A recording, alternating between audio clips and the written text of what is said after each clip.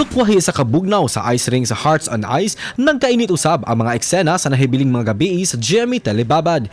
Karon nga nasayod na si Ponggay nga dili sila paryente ni Enzo, adunay dakong puruhan nga mahatagan og katumanan ang ilang pagminahalay. Human sa revelasyon, mas gipamatud-an ni Enzo ang gugma ngadto kang Ponggay. Makabot kaha nila ang happy ending sud sa ice rink. Ayaw si Piata ang mga nagkanindot nga istorya sa Hearts on Ice pagkahuman sa Voltes 5 Legacy. Sa usa ka post ni Matt Lozano nga karakter ni Big Bird sa Voltes 5 Legacy, giangkon niya nga wala siya kalihay sa mga negatibong komento kabahin sa body shaming.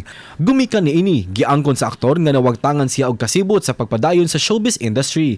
Apan sa dihang nadawat niya ang karakter ni Big Bird sa Voltes 5 Legacy nga haom sa gidakon sa iyang lawas, nabalik ang iyang kumpiyansa sa kaugalingon.